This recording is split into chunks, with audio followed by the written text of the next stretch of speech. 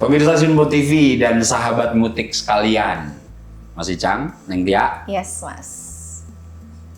Pak Prabowo mengeluarkan kebijakan baru terkait BUMN. Ya.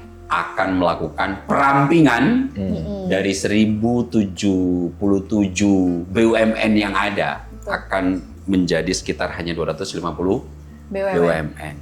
Masalahnya yang saat ini membuncah, Jang. Ini karyawannya mau dikemana? Iya, coba bayangkan, berarti kan ada 800-an yang akan dilikuidasi misalkan, Mas. Iya. Kali jumlah karyawannya berapa itu? Iya, kan BUMN rata-rata itu di atas 50 karyawannya. Iya, bisa ribuan ini. Wah, di tengah akan berupaya menaikkan angkatan kerja gitu, mengurangi pengangguran.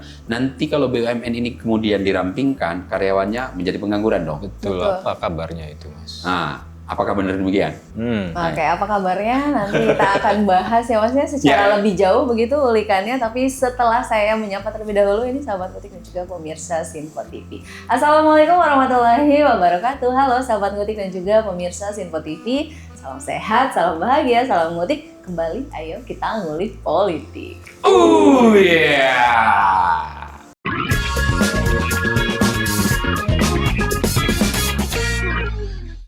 Sahabat Ngutik dan juga pemirsa Sinpo TV, kembali lagi di Ngutik dan kali ini kita akan membahas terkait tema yaitu Presiden Pak Prabowo Subianto ini sedang membuat geger bagi pengelolaan BUMN atau Badan Usaha Milik Negara karena Presiden Pak Prabowo Subianto ini mengklaim sudah menutup 240 BUMN yang merugi dan isunya Presiden Pak Prabowo Subianto ini masih menargetkan perampingan di mana BUMN kali ini masih berjumlah seperti itu 1077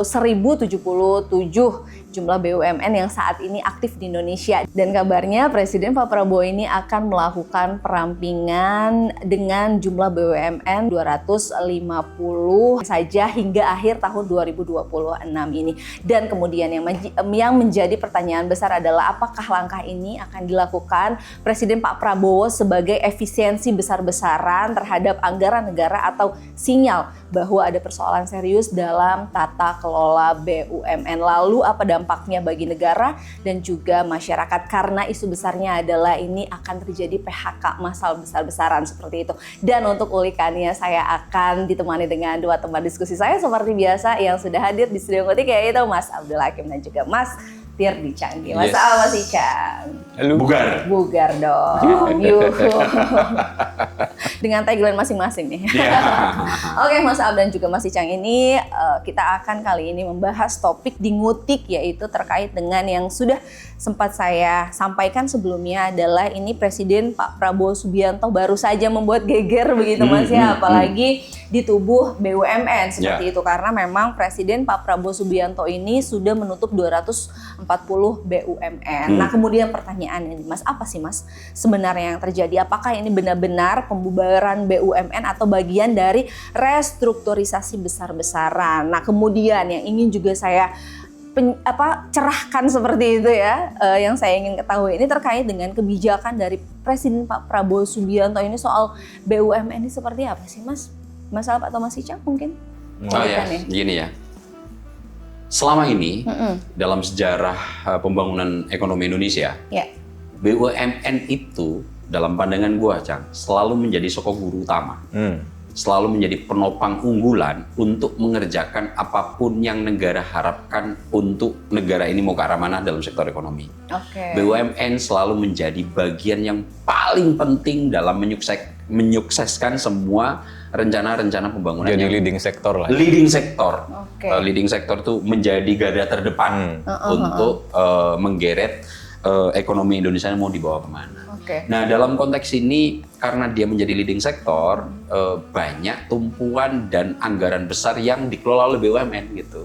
Itu kenapa BUMN tidak akan pernah mendapatkan perhatian yang sederhana dari negara karena ini lokomotif utama, Cang. Disitulah kenapa kemudian BUMN ini kerap kali menjadi sesuatu yang sangat seksi, bahkan kadang-kadang ditarik juga ke ranah politik gitu. Nah, banyak persoalan-persoalan utama yang selama ini BUMN dianggap setelah Pak Prabowo naik kurang efisien, Jang.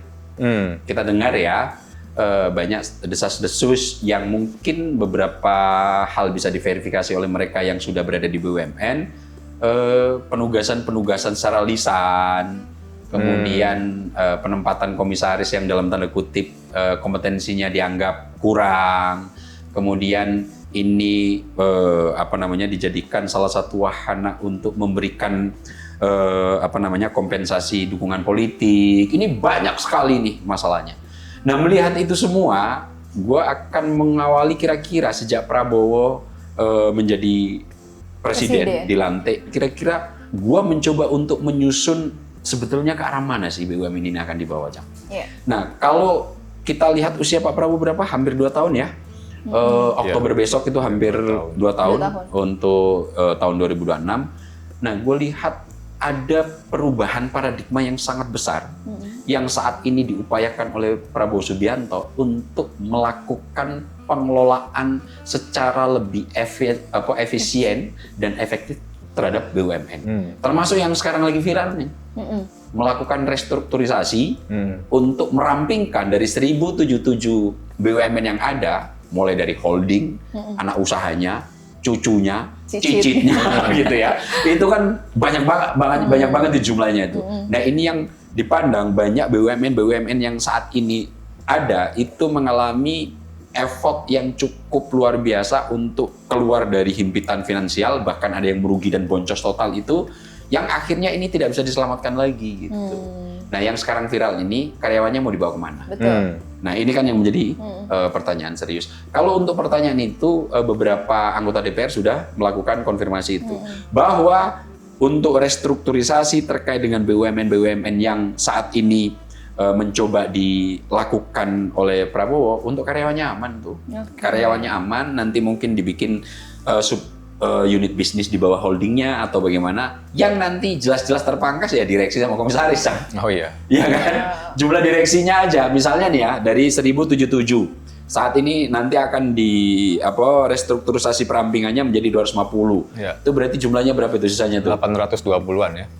Kali misalnya, direksi itu rata-rata jumlahnya 5, Cang. Oke, 4.000-an. 4.000-an. Kalau itu misalnya gajinya 100 jutaan aja, sudah berapa itu? Setengah triliunan, John. Hampir. 400 M lebih. Iya kan, hampir setengah triliun kan. Itu hanya direksi itu. Belum komisaris. Itu kalau itu hanya dari remunerasi pokok, Cang. Honor pokoknya. Belum lagi dulu, kan masih ada yang kemudian dipotong oleh Pak Prabowo tentang tantiem. Ya kan? Untuk komisaris-komisaris itu.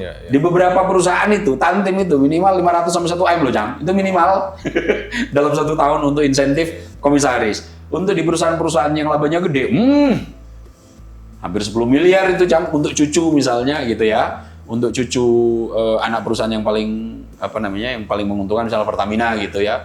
Hampir 10 miliar tuh. Lu coba bayangin. Iya. Tapi berapa efisiensi? Artinya gini, Mas Ab, dengan adanya pemangkasan honor, kemudian tadi juga ada pemangkasan tantiem gitu ya. Berarti artinya itu efisiensi anggaran negara itu bisa dilakukan, Mas. Nah, ini diakui oleh negara, Cang. Gua lupa siapa yang mengatakan hanya gara-gara tantiem dihapus, itu nilai efisiensi yang bisa dihemat 17 sampai 18 triliun, Cang. Wow. Itu kalau nggak salah yang bilang Bang Dasko sendiri. Bang Dasko ya? Sendiri. Bang Dasko itu mengatakan dengan dihentikannya tantiem untuk komisaris untuk direksi masih beberapa keluar tuh, karena memang mereka lah yang berjuang mati-matian untuk meraup keuntungannya. Hari operasional mereka. Betul. Nah, hanya untuk tantiem 17 sampai 18 triliun bisa dihemat dari BUMN. Wow, luar biasa kan ini. Nah, dari sini akhirnya gue memahami rute besarnya tentang pikiran Pak Prabowo terkait dengan pengelolaan BUMN, Cang.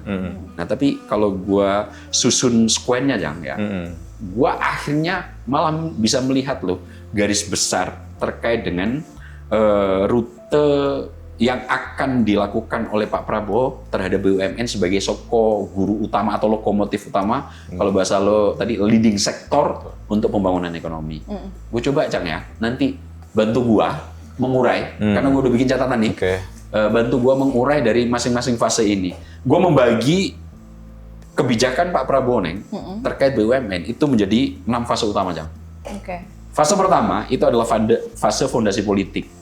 Gue ukur square-nya itu dari Oktober 2024 sampai Februari 2005, Cang. Oke, itu bahkan saat Pak Prabowo baru dilantik ya? Betul. Menjadi presiden. Betul. Fase itu Pak Prabowo gue lihat sedang berapi-api menegaskan arah kedaulatan ekonomi dan mulai menyiapkan kelembagaan BUMN. Sejak fase itu, mulai dari pidato di DPR ketika dilantik, dan pidato pada selanjutnya selalu menekankan pasal 33 Undang-Undang Dasar. Di situ bahwa cabang-cabang produksi yang menyangkut hajat hidup orang banyak dikuasai oleh negara. Negara dalam konteks ini siapa yang akan bertanggung jawab? BUMN. Itu fase pertama menurut gua. Dan meskipun disampaikan secara tidak tekstual gitu ya dengan gaya Pak Prabowo, ini cukup gua anggap sebagai fase meskipun itu makro, dalam derivasi mikronya itu mengarah ke BUMN gitu. Kemudian fase kedua, fase fondasi kelembagaan tuh. Ini gua catat sejak Februari 2025, Cang. Fase ini apa? Danantara diluncurkan, Cang. Di launching tuh ya waktu itu. Betul, Danantara diluncurkan sebagai instrumen pengelolaan investasi dan aset negara. Makanya di Danantara itu ada 2 sub itu, Cang. Sub pertama itu mengenai investasi, sub kedua itu menangani tentang pengembangan dana yang nanti juga akan berujung profit, tapi lebih ditugaskan untuk menangani sektor-sektor strategis. Nah, ini pendanaan pembangunan berarti. Betul. Nah, di sini ini adalah fase kedua. Kalau nggak salah lu punya data untuk fondasi kedua untuk kelembagaan ini kan sebetulnya pemantiknya sudah dimulai sejak era Pak Tanri Abeng, Mas. Apa itu? Sebetulnya beliau yang pertama kali ya, kalau kita ingat kabinet reformasi itu kan, beliau sebagai Menteri Pendayagunaan BUMN namanya, Mas. Oh iya, masih BUMN ya. Itu sudah ada filosofinya itu di awal Pak Tanri Abeng, bahwa BUMN ini janganlah sebagai pengurus sehari-hari, Mas. Terus? Tapi sebagai pemegang saham utama.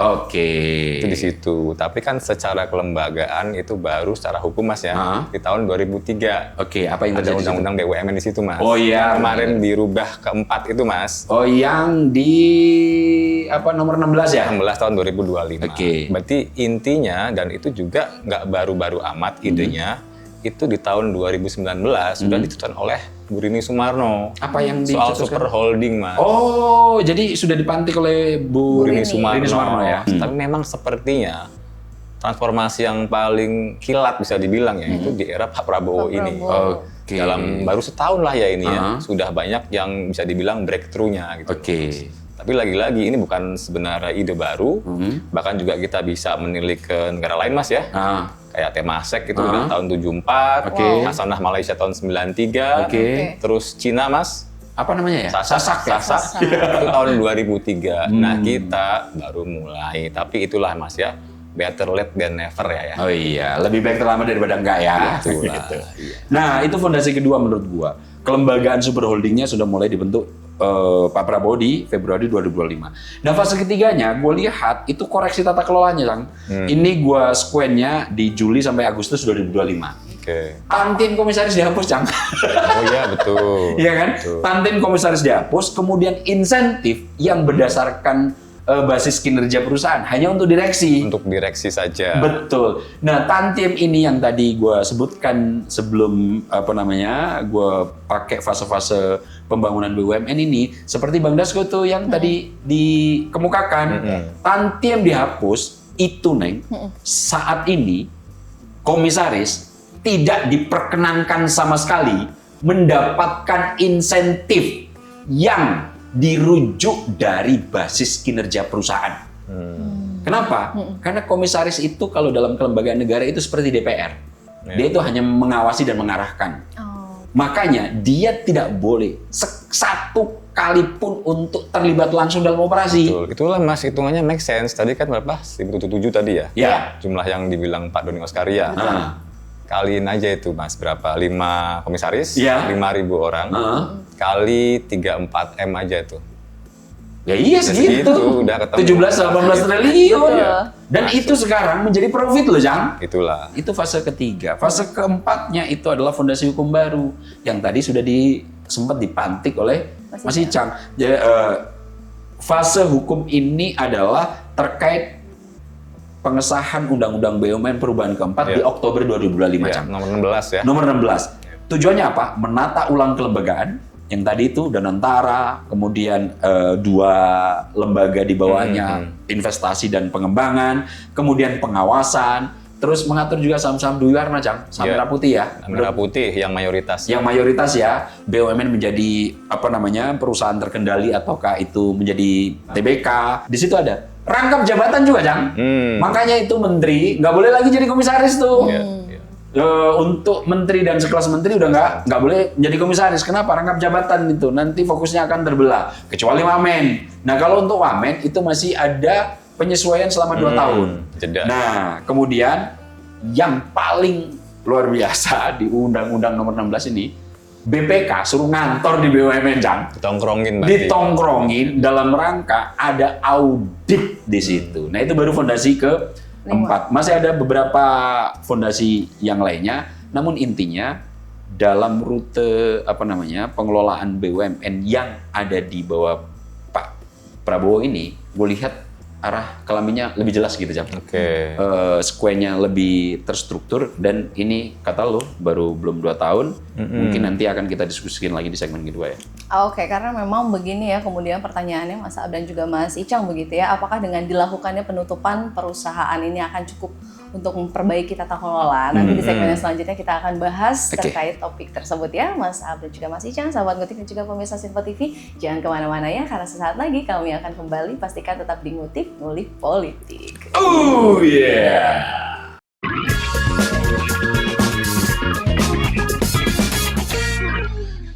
Sahabat Ngutik dan juga pemirsa Sinpo TV, kembali lagi di Ngutik, ayo kita ngulik politik. Oh yeah! Baik sahabat Ngutik dan juga pemirsa Sinpo TV, saya akan melanjutkan diskusi di episode Ngutik kali ini bersama dengan Mas Aab dan juga Mas Icang. Mas Aab dan juga Mas Icang, kita akan melanjutkan kembali ini diskusi terkait dengan isu yang saat ini sedang ramai, yaitu tentang penutupan BUMN seperti itu ya oleh Presiden Pak Prabowo Subianto. Tadi di segmen yang sebelumnya Mas Aab sudah menjelaskan begitu ya, bahwa ada 6 pengelolaan kebijakan BUMN yang saat ini tengah dijalankan oleh pemerintahan Presiden Pak Prabowo seperti itu. Tadi sudah disampaikan 4 poin, betul ya Mas ya? Nah, berarti tinggal sisa 2 poin lagi nih Mas, silahkan dilanjutkan. Nah, poin yang menurut gua menjadi jawaban pertanyaan lo Neng, bahwa kalau fase pertama tadi fondasi politiknya sudah, pasal 33 selalu diungkapkan oleh Pak Prabowo sejak dilantik, fondasi keduanya pembentukan kelembagaan dan antara sebagai super holding yang lo bandingkan tadi dengan Hasana, Temasek dan juga Sasaknya Cina gitu. Kemudian fase ketiga tata kelola, insentif atau remunerasi komisaris untuk insentifnya dihapus sama sekali, dan ini ramai banget Cang karena saklek banget untuk komisaris itu tidak diperkenankan menerima insentif dalam bentuk apapun, baik jangka pendek maupun jangka panjang. Itu fase ketiganya, fase keempatnya fondasi hukum baru, Undang-Undang BUMN nomor 16 tahun 2025 yang disahkan pada bulan Oktober. Fase kelimanya ini yang menjadi diskusi kita, melakukan restrukturisasi besar. Yang jumlahnya dari 1077 itu agak coba untuk dirampingkan. Apa restrukturisasi yang akan dilakukan dalam kebijakan BUMN ini? Nomor 1, ada streamlining. Oke, apa itu Mas? Streamlining itu kan BUMN tadi jumlahnya 1077. BUMN ini Neng, kalau seandainya nanti holdingnya ini punya sektor baru untuk dikelola Jang, itu bukan bikin unit bisnis di bawah holding Jang, bentuk entitas perusahaan baru. Nah inilah kenapa anak perusahaan menjadi sangat banyak, beranak pinak. Masalahnya Jang, kalau sektor baru ini kemudian tidak menghasilkan sesuatu atau gagal atau sudah selesai melakukan pengelolaan, ini nggak bisa segera ditutup ini. Atau kadang nggak relevan dengan core bisnisnya. Nah itu banyak loh. Banyak perusahaan apa mengelola apa gitu. Nah makanya dilakukan streamlining nih. Jadi perusahaan-perusahaan yang searah itu nanti akan dikumpulkan. Kalau kemarin itu Mas Icang sempat sedikit mengutip misalnya Injourney gitu Jang ya kan? Itu kan baru beberapa hari lalu Mas ya, konsolidasi. Jadi kan sekarang kan mereka itu membawahi banyak ini ya hotel-hotel Mas. Ada 45 hotel Mas, itu dari perusahaan yang kayak Krakatau Steel, Utama Karya. Sekarang di satu kumpulin naungan Injur nih Mas. Pertamina juga punya itu, Cang. Itu dia, Pak Jasa. Itu kan sekarang dipegang sama direktur muda BUMN itu ya, Maya Watono yang sempat itu yang berhasil dalam mengelola Sarinah. Sama itu Mas kemarin yang sempat dipuji itu adalah perombakan Terminal 1 dan 2 Soekarno-Hatta. Jadi keren tuh sekarang. Semoga good luck lah buat Maya Watono. Dan fotonya juga unik itu di Komisaris. Fotonya agak paling nyentrik gitu. Usia 44 tahun Mas. Ya 44 tahun ya? Muda BUMN. Usia gua dong berarti. Itulah. Itu streamlining. Dari restrukturisasinya ada streamlining. Jadi perusahaan-perusahaan yang dianggap sejenis itu akan disatukan gitu, di streamlining kan. Entah yang mana masuk yang mana itu nanti pengelolaan lanjutan. Yang kedua merger, Jang. Jadi merger ini mirip-mirip streamlining, tapi merger ini dilakukan dalam konteks kalau nggak salah beberapa waktu yang lalu merger ini sudah dilakukan tuh. Kemudian likuidasi. Nah ini yang berkaitan dengan restrukturisasi yang menimbulkan kekhawatiran karyawannya akan di mana. Iya, kalau menurut Pak Doni Oskaria itu adalah treatmentnya kan tadi 4 itu Mas ya. Kalau yang dari sini adalah jika utangnya is much bigger dan asetnya Mas. Iya, berarti sudah nggak bisa diselamatkan lagi dan udah nggak bisa berdaya saing pasar lagi. Itu dilikuidasi. Yang berikutnya divestasi. Jadi yang mungkin dijual-jual, yang mungkin nanti disuruh independen sendiri. Iya, kalau nggak ada skala kecil dan di luar core bisnisnya. Iya, kemudian ini semua akan dilakukan dalam konteks pengurangan jumlah entitas BUMN, Cang, yang tadi dari 1077 hanya menjadi sekitar 250-an lah ya. Tapi terkait dengan bagaimana nasib karyawan, itu sudah banyak didiskusikan dan antara sama DPR tuh, Cang. Kalau nggak salah, menurut keterangan dari salah satu anggota DPR yang mitra kerjanya itu adalah Komisi 6 ya? Komisi 6, Mas Andre Rosiade, gitu, Pak Andre Rosiade mengatakan bahwa tidak akan ada PHK. Nanti yang akan terancam ya direksi sama komisarisnya ya. Tapi untuk karyawan-karyawannya nanti akan dilakukan mungkin pembentukan unit bisnis bawah holding utamanya yang nanti tidak perlu bentuk entitas perusahaan baru. Ini semua nanti akan tetap dikaryakan. Nah terkait itu clear lah menurut gua jawaban dari rapat dengar pendapat antara dengan DPR. Nah, yang menarik adalah fase ke-6 dan ini yang harus kita tunggu. Nah, coba nanti lo berikan uraian, Jang ya, terkait dengan fase target kinerja dan transformasinya. Kalau nggak salah, target untuk laba BUMN itu akan dipatok di angka 340 sampai 350 triliun, Jang. Untuk tahun ini? Untuk tahun ini. Itu mungkin bisa lebih, Mas. Kenapa emang? Karena kan yang tahun lalu juga 330-an, Mas. Oh, jadi laba BUMN yang tahun kemarin 335. Nah, bahkan baru kemarin itu Pak Doni juga mengungkapkan potensinya itu 360T tahun ini. Loh, ya ini pasti kecapai dong. Udah mencapai. Nah, selain itu, yang kedua, untuk target kinerja dan transformasi ini, targetnya adalah penyehatan BUMN. Yang tadi itu yang mungkin masih bisa diselamatkan untuk mungkin di streamline-kan atau kemudian ditaruh di bawahnya yang tanpa kemudian dilikuidasi gitu.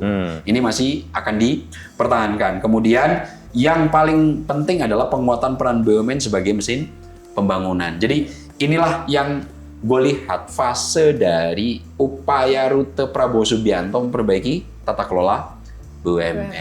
Nah, kalau gue melihat fase-fase ini, gue sebetulnya, Cang ya, secara pribadi memandang cukup yakin dan secara objektif diri gue, ini mah perbaikannya cukup luar biasa, Cang. Ini sangat ambisius sih, Mas, menurut gue. Kenapa ambisius? Ya kan kita tahu lah ya, ini bukan ide baru sebenarnya. Dari tahun 98, itu berapa tahun? 28 tahun ya. Baru dieksekusi secara mungkin penuh, itu baru buat tahun ini, tahun ini gitu lah. Tapi ya again, kita kan baru mulai. Sementara kan yang lain tuh udah mulai dari tahun 70-an, tadi Singapura, Malaysia tahun 90-an, Cina dari tahun 2000 awal gitu kan. Pasti akan banyak penyesuaian. Oh iya. Yang namanya badan baru Mas ya.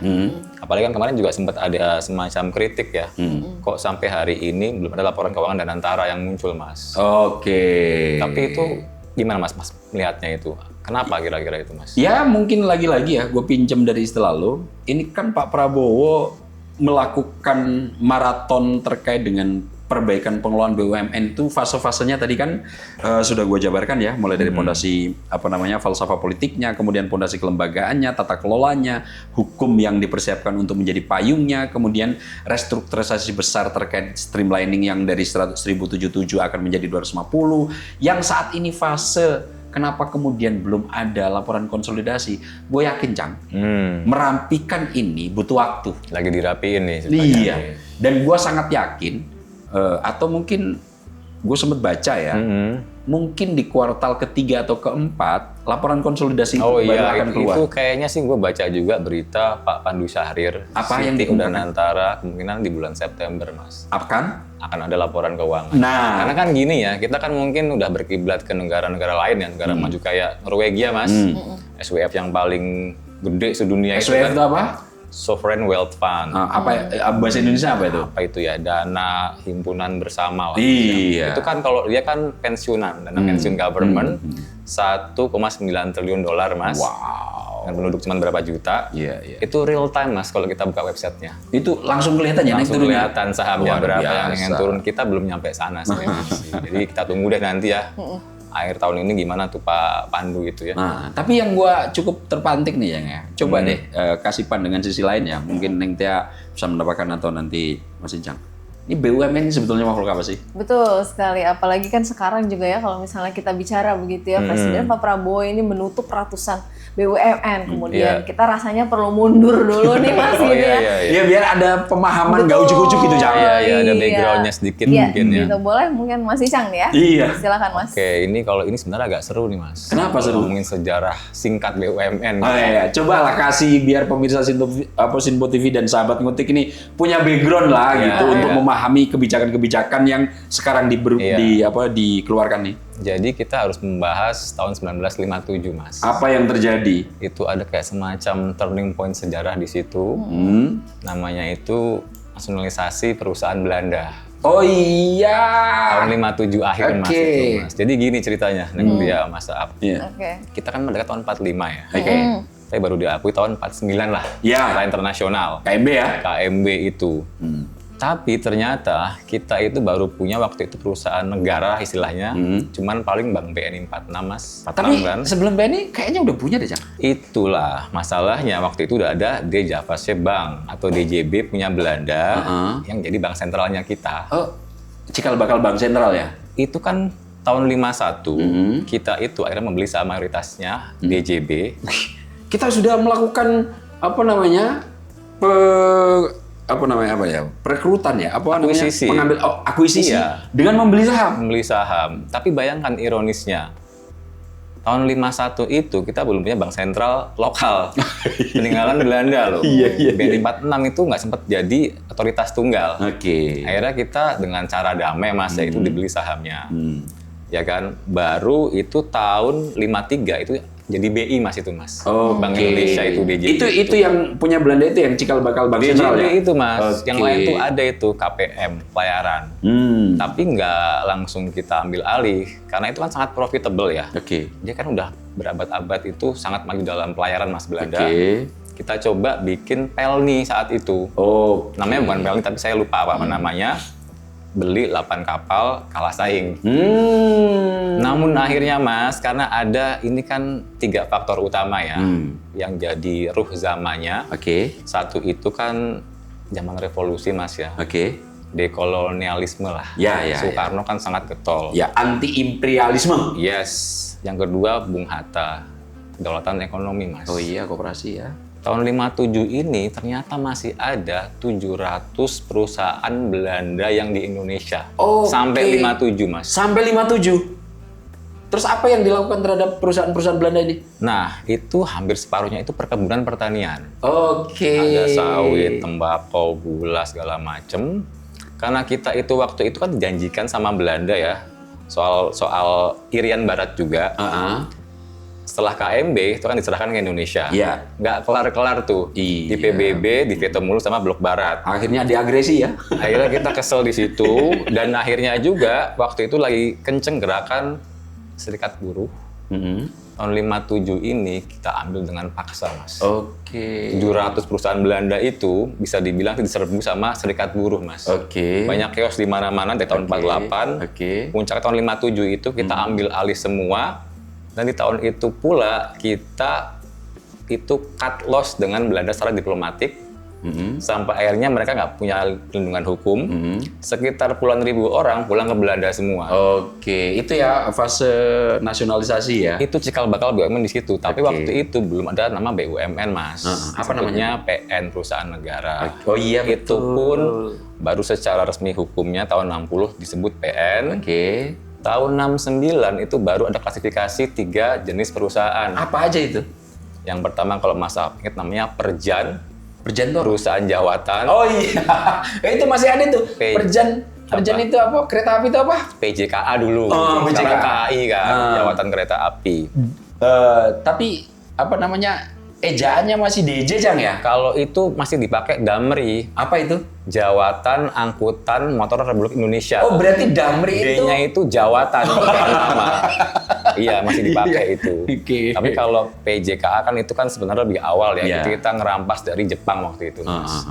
Cuman memang tahun 69 ini ada klasifikasi tadi Perjan, yang kedua Perum, perusahaan umum, Mas. Kalau Perjan kan jawatan tuh Iya. pemerintah murni lah. Oke. Instansi pemerintah, dia PNS dari APBN juga. Oke. Kalau Perum perusahaan umum, publik, Mas. Oke. Saya masih boleh berbisnis. Sampai sekarang kan masih banyak tuh Masih Perum. ada Perum Blok, Peruri, Perumnas. Perumnas itu ternyata Perumnas, BUMN ya? BUMN. Yang menyediakan rumah-rumah untuk Iya. kita itu perumahan nasional tuh Perumnas Iya. itu ternyata Perum, Dia BUMN ya? memang ke publik fokusnya tadi boleh berbisnis. Contohnya kayak ini, kalau yang tahu M Block Space di Blok. Oh iya. Tempat nongkrong kekinian, Kekinian anak-anak Jaksel. muda betul. Itu punya Peruri kan. Oke. Bangunannya punya Peruri itu dulu rumah dinas Karan Peruri itu. Iya. Yang terakhir ketiga baru Perseroan. Oke, ini yang ditugaskan untuk profit murni. Korporasi. Karena dari corporate kata ya. seroan itu kan saham, Mas. Oh iya. Itu baru tahun 69. Tapi yang menarik kan juga itu ya, Mas ya, bahwa kita itu waktu itu ada spirit untuk kedaulatan ekonomi. Baru terlaksana itu tahun 57 ke atas. Oke. Dan itu baru dipayungi hukum tahun 60-an. Berarti kan 60-an tahun. Tapi ironisnya memang dari merdeka sampai tahun 50 akhir kita belum merdeka secara ekonomi. Kenapa? Ya itu, Mas, 700 perusahaan itu masih dimiliki Belanda. Oh iya. Tapi ada satu Mas ya, celahnya, Mas. Kita waktu itu gagal di transfer knowledge. Dari Belanda ke Indonesia. Kan kita ngusir mereka, Mas. Oh, kita rebut iya, paksa itu. Iya. Kemampuan teknikal, manajerial belum sempat ditransfer ke kita di situ. Sayangnya di situ sih.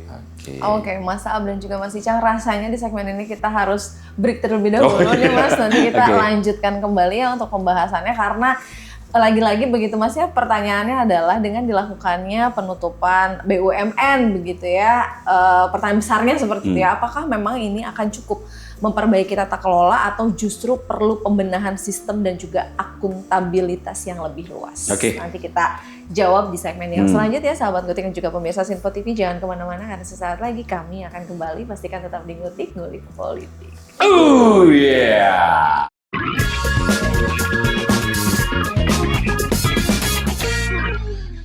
Sahabat Ngutik dan juga pemirsa Sinpo TV, kembali lagi di Ngutik. Ayo kita ngulik politik. Oh yeah.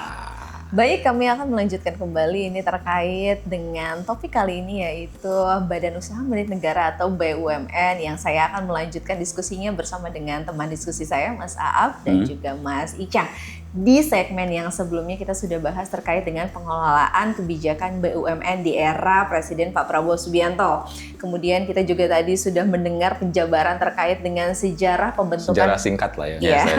Brief history. Iya. terkait dengan BUMN ya Mas ya. Kemudian yang ingin saya ketahui nih Mas Aab dan juga Mas Icang terkait dengan fungsi dan tugas BUMN saat ini tuh dari ulikannya Mas Aab dan juga Mas Icang tuh seperti apa sih Mas? Nah ini yang menarik nih Cang, Neng, bahwa BUMN kan seperti yang sudah kita diskusikan menjadi lokomotif utama leading sektor untuk menggeret atau mengasuh arah ekonomi negara.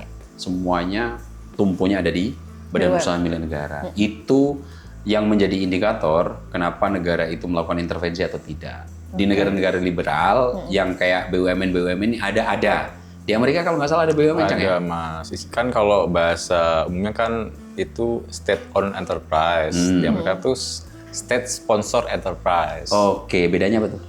Intinya sih gini, masih swasta Mas, tapi dapat tugas negara lah. Gitu. Dan itu sangat minor. Misalkan di negara bagian A itu ada kayak semacam perusahaan untuk listrik yang murah. Tapi nggak seluruh federal gitu loh Mas. Ya di tempat-tempat wilayah yang secara bisnis tidak menguntungkan, negara hadir juga. Negara hadir. Nah, tadi BUMN yang di Amerika itu menangani misalnya listrik yang di wilayah-wilayah sangat terpencil, yang kalau nanti itu diserahkan pada swasta nggak akan ada yang mau bangun itu. Nah, tugas di negara-negara liberal itu lebih pada sektor ini. Nah, terkait ini sebetulnya fungsi dan tugas BUMN dalam konteks Indonesia juga sama itu. Yang nomor 1 mendapatkan mandat untuk PSO namanya, Public Service Obligation, di mana untuk wilayah-wilayah pembangunan sesuatu yang dibutuhkan halayak, yang kemudian secara pasar tidak menguntungkan, pasti swasta nggak mau masuk nih. Nah di wilayah-wilayah gini untuk BUMN kita merujuk Undang-Undang BUMN yang sudah mendapatkan revisi keempat nomor 16 tahun 2025 itu, salah satu mandat kalau kita simplifikasi Cang itu adalah mandat publik. Mandat tugas negara, di mana di sini ada tugas public service obligation, kewajiban untuk melayani kebutuhan publik. Subsidi-subsidi gitu ya Mas? Subsidi, kemudian CSR, penugasan yang kemarin sudah sempat kita bahas tuh tentang harga bahan bakar minyak yang sebetulnya itu tidak subsidi, akan tetapi kemudian ternyata dijual tidak nilai keekonomiannya, siapa yang nanggung marginnya? Ngambokin Pertamina. Pertamina terkait dengan harga Pertamax yang kemarin sudah kita diskusikan. Nah, ini adalah salah satu fungsi dari BUMN menurut Undang-Undang BUMN nomor 16 tahun 2025. Ada mandat untuk publik. Ada mandat untuk negara. Yang nomor 2, mandat korporat, Cang. Mandat korporat ini adalah mandat yang diberikan kepada BUMN untuk nyari untung. Profit oriented. Ya? Profit oriented. Dan kalau kita lihat sebetulnya mandat-mandat yang semacam ini sudah banyak dibebankan kepada perusahaan-perusahaan yang saat ini menjadi leading sektor, terutama Pertamina, Cang. Pertamina ini kan BUMN yang memang ditugaskan untuk untung sebesar-besarnya. Karena saat ini penyokong utama dari negara itu adalah dividen dari Pertamina. Dan terbukti Mas, kemarin di kuartal pertama, itu nomor 1 Mas, labanya Mas. Pertamina ya? 24 triliun. Nah, tapi gua sempet diskusi sama lo, ada banyak BUMN itu, Cang, yang kemudian mengalami cukup luar biasa keuntungan. Oh iya, ada juga. Jadi kan kemarin itu, di kuartal 1 itu ada 22 yang leading Mas. Termasuk ada juga yang dari rugi ke untung, round. Ada beberapa itulah kalau Mas Aab cek itu grafisnya itu. Cuman memang yang paling lumayan melonjak itu pupuk Indonesia ya. Oh iya nih, gua baca nih Cang. Sampai 202% ya. Persen itu melonjak labanya itu. Nanti kalau bisa gua bacakan aja ini BUMN yang untung ya, Pertamina, Bank Mandiri, BRI, kemudian Mineral Indonesia Mineral Industri Indonesia, BNI, kemudian Pupuk Indonesia, ada Pegadaian untung juga nih, untung gede. Dan ada juga BUMN mungkin nanti bisa ditampilkan terkait dengan yang dulunya rugi sekarang untung, Jang. Di sini ada Agrinas Pangan, ada Land Industri, ada Krakatau Steel. Krakatau Steel udah untung sih. Sekarang untung. Kan sempat diberesin sama yang kemarin baru masuk kandang, Mas.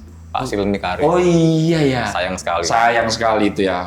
Kemudian ya. Semen Indonesia, Kimia Farma, dan Reksa. Yang agak menarik bener Jang, pupuk 200%. Iya. Ini Pak Prabowo kemarin sempat pamer itu, Australia aja pupuknya minta ke Indonesia katanya. Iya. Coba lanjut. Jadi tapi memang juga ada sisi ironisnya Mas ya. Apa? Karena menurut data terakhir ya, mungkin data bulan lalu, hari ini kan belum update lagi. Iya. Dari 75% laba total BUMN disumbangkan oleh cuma 6 BUMN saja, Mas. Ih, kecil. Jadi sisanya 1000-an lebih itu 25% sisanya. Pantes Cang ya. Iya. Kemudian Pak Prabowo kepikiran untuk melakukan restrukturisasi terkait dengan perampingan dan divestasi, likuidasi, itulah, merger, karena dari 1000-an ini mungkin yang minus lebih banyak ya, sebagian. Tapi itu yang nyumbang 75% atau 3/4 itu cuma 6 BUMN. Kalau gue nggak salah ingat Mas ya, Bank Himbara itu ada 3 ya, Mandiri, BRI, BNI, Pertamina, lalu Main ID tadi yang Tambang, sama Telkom Mas. Sisanya itu 25%. Bayangkan ini sangat tidak proporsional Mas ya. Betul. Bisa jadi ini salah satu argumen ya kenapa itu perlu dirampingkan gitu loh Mas ya. Nah kalau melihat situasi yang semacam ini, inilah dilema dari BUMN yang jumlahnya ribuan. Ternyata dalam satu sisi harus mendapatkan mandat corporate untuk nyari untung, tapi di sisi lain mendapatkan mandat dari negara. Nah, selama ini yang gua ketahui, Jang, mandat negara inilah yang menjadi dalam tanda kutip salah satu variabel kenapa kemudian BUMN kita nggak sehat. Karena apa, Neng? Gua kasih tahu aja. Gimana, Mas? Ternyata mandat negara dalam bentuk penugasan yang diberikan kepada BUMN ini bentuknya lisan, Jang. Itulah yang gue juga kaget Mas ya waktu dengar cerita Komisi 6 ya. Menceritakan yang era sebelum-sebelumnya lah gitu. Iya. Itu beneran cuman ini tolong ya dibikinin ini, nggak tahu gimana dari mana dananya, caranya selesaikan. Kalau sekarang itu nggak bisa lagi Mas. Kok nggak bisa? Undang-undang yang Undang-undang 16 nomor tahun 2025 ya. Itu harus koordinasi dulu dan antara BPUMN dengan Kementerian Teknisnya. Kementerian Teknis berarti BUMN yang bersangkutan? Iya, betul. Oh berarti sekarang negara nggak bisa langsung ke BUMN ya? Harus dipastikan dulu ada nggak duitnya gitu loh. Oh berarti sekarang negara sebelum memberikan penugasan harus nyiapin duitnya dulu? Make sure dulu, kalau nggak ada nanti negara bisa bantuin di situ Mas. Oh ini kenapa Chan ya? Kalau nggak salah perusahaan-perusahaan yang karya-karya itu banyak boncos. Apa aja? Cuman 2 yang nggak boncos pokoknya. Utama Karya sama Adikarya. Yang lain kan ada Wijaya Karya, Waskita, itu boncos semua. Kenapa boncosnya? Ya itu Mas, melakukan proyek di luar kapabilitas finansialnya Mas. Oh, karena penugasan itu itu kan tapi serba salah Mas ya. Itu kan mandat dari negara. Sementara mereka kan perseroan. Kalau dulu kan lebih agak jelas kelaminnya ya, yang jawatan atau perum lebih jelas lah Mas. Perum Bulog lah. PMN ya? Iya, masa dia nyari untung jual beras kan aneh aja gitu kan ya. Iya. Tapi itu lagi-lagi kita itu kan sekarang menghadapi era di mana berkelindangnya fungsi dan peran itu. Iya. Dan gue semacam bisa paham ya, ada dilema. Bahkan trilema mungkin Mas. Bukan 2 lagi. Apa lagi? Satu kan itu ya sebagai corporate profit oriented. Iya, mandat corporate ya. 2 tadi mandat negara. Kalau dia TBK Mas, tambah-tambah lagi Mas. Oh iya. Yang jawabnya ke publik gitu loh Mas. Yang pegang sahamnya. Iya. Trilema itu kalau dia. Bukan lagi dilema tapi trilema itu. Dan ini Cang, gue dengar menjadi ketegangan serius selama perdebatan di BUMN loh. Satu sisi dituntut untuk memberikan profit sebesar-besarnya yaitu mandat corporate. Yang kedua itu dituntut untuk juga melaksanakan tugas dari negara sebagai perusahaan PSO gitu ya, Public Service Obligation. Nah ini selalu tarik menarik kalau ini ada di 5 trilema ya.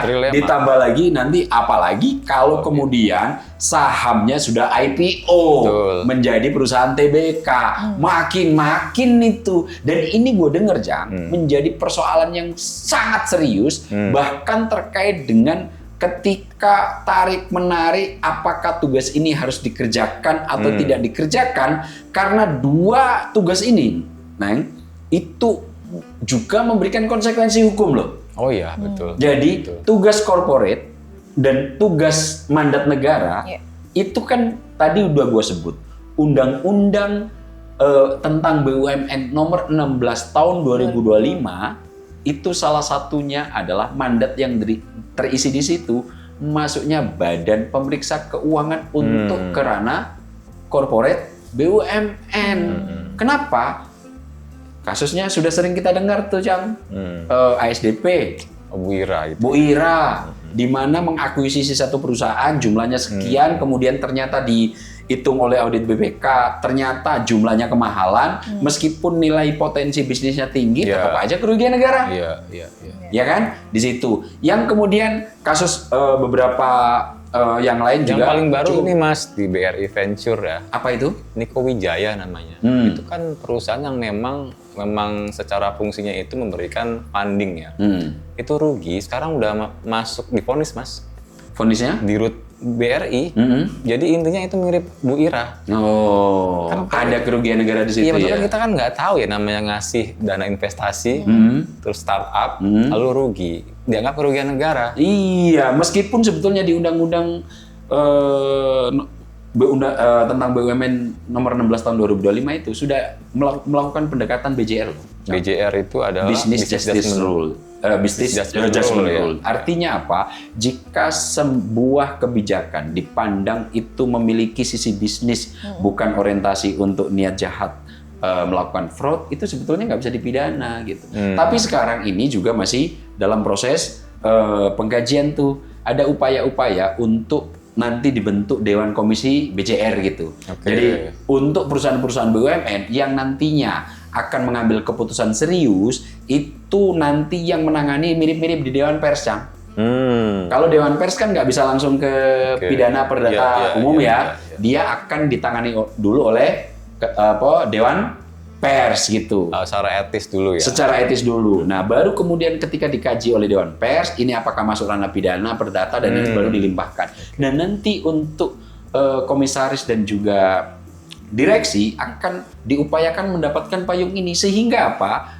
Agar ini Dewan Komisaris dan juga Dewan Direksi dalam BUMN ini tidak kemudian tercekat untuk mengambil keputusan. Betul. Jangan sampai nanti kan gimana, kita disuruh progresif, inovatif, ya kan, terobosan ya, disuruh breakthrough gitu, tapi kemudian selalu diembel-embeli oleh kerugian negara. Kasus Bu Ira itu menjadi contoh yang paling sederhana. Nah, dalam sektor-sektor yang kayak begini muncul lagi tuh wacana-wacana itu. Namun secara keseluruhan, Cang, kalimat terakhir loh terkait dengan apa yang dilakukan Prabowo nih. Ya. Kalau gue justru malahan ini Mas, yang ngeliat ini sebagai pertanyaan abadi buat Indonesia. Apa itu? Tadi kan Mas Ab sudah menyinggung sebagai sosok guru pembangunan lah gitu. Emang betul dari awal, dari Soekarno, Soeharto, reformasi, selalu itu jadi leading sektor. Tapi ada pertanyaan baru kan sekarang kan. Kelaminnya apa ini? Perusahaan ini? Apakah PSO, mandat negara, apakah korporat, profit oriented? Itu menurut gue emang harus dijawab sesuai zamannya, Mas. Jadi gue rasa ini nggak akan selesai pertanyaan ini, nanti biar Pak Prabowo menjawabnya aja, kita lihat nanti berapa tahun ke depan gitu, Mas. Berarti ini kita kasih kesempatan aja ya? Ya kalau gue sih ini baru 2 tahun lah ya, yang lain udah puluhan tahun, udah oke, ya who knows lah, ini bakal menuju ke suatu hal yang baik buat kita semua gitu. Nah iya. Mas Al mungkin? Pertanyaan retoris aja, ini ujungnya kemana nih? Karena ini baru belum genap 2 tahun, restrukturisasi dan lain-lainnya, kita tunggu aja. Tetap harus kita kawal sama-sama. Iya. Itu harus kalau itu ya. Transparansinya, akuntabilitasnya, dan terutama tata kelola dan kompetensinya. Betul sekali, karena itu pun yang mau saya sampaikan bahwa terkait dengan penutupan ratusan BUMN ini menjadi salah satu langkah besar pemerintah dalam efisiensi anggaran negara. Namun poinnya di sini adalah keberhasilannya tidak hanya diukur dari berapa banyak perusahaan yang telah ditutup, melainkan apakah tata kelola menjadi lebih baik, aset negara lebih produktif, dan manfaatnya benar-benar dapat dirasakan masyarakat Indonesia. Dan terima kasih juga bagi sahabat Ngutik dan juga pemirsa Sinpo TV yang telah menyaksikan Ngutik kali ini. Saya juga mau mengajak Anda sekalian bagi yang ingin kembali menyaksikan tayangan kami, silahkan langsung saja kunjungi kami di sosial media kami, Skala Survei Indonesia, SSI Official. Dan untuk akhir kata, saya juga bersama dengan Mas Ab dan juga Mas Icang pamit undur diri. Wassalamualaikum warahmatullahi wabarakatuh. Salam sehat, salam bahagia, salam ngutik. Kita sudah selesai ngulik politik. Oh yeah.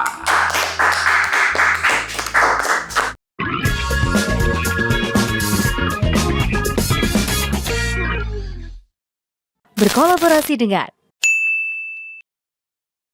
Terima kasih sudah menonton video ini sampai akhir ya. Agar tidak tertinggal video-video kami selanjutnya, yuk jangan lupa tekan tombol subscribe dan nyalakan lonceng notifikasinya. Dan untuk berdiskusi, silahkan tulis pendapatmu di kolom komentar ya.